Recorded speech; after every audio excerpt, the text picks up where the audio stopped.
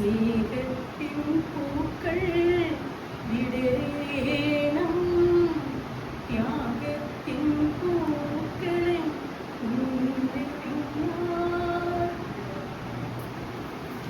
ഇതിലേക്ക് ഹാർദവമായി സ്വാഗതം ചെയ്യുന്നു.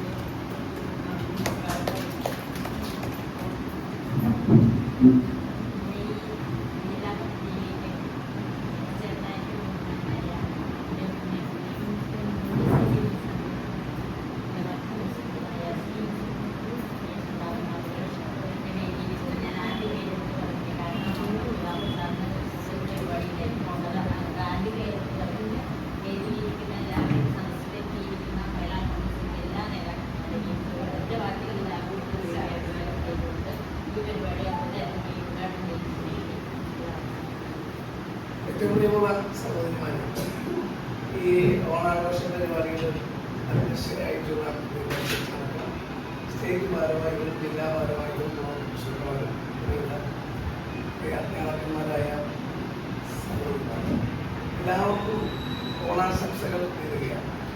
മലയാളികളുടെ ദേശീയോത്സവമാണ് ഓണം എന്ന് പറഞ്ഞ ഒരുപക്ഷെ ഓണം ഒരു മിത്തായോ സങ്കല്പമായോ ആണെങ്കിൽ പോലും ഒരു നല്ല ഭരണാധികാരി നമ്മുടെ മലയാളം സംസാരിക്കുന്നവർക്കിടയിലുണ്ടായിരുന്നു.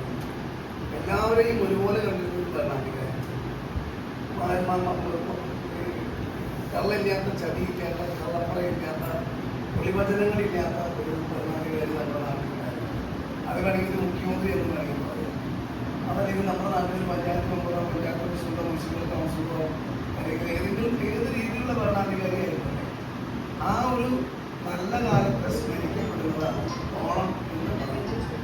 വർത്തമാന കാലവുമായി വ്യക്തമാക്കി പറഞ്ഞത് അങ്ങനത്തെ ഒരു മഹാബലിയെ പോലെ എല്ലാവരെയും സ്നേഹിക്കുന്ന ഒരു ഭരണാധികാരിയെ, ഒരു ഭരണത്തെ സ്വപ്നം കണ്ടുകൊണ്ടാണ് 2025 അത്തം നാൾ മുതലുള്ള നമ്മുടെ ഓണാഘോഷം.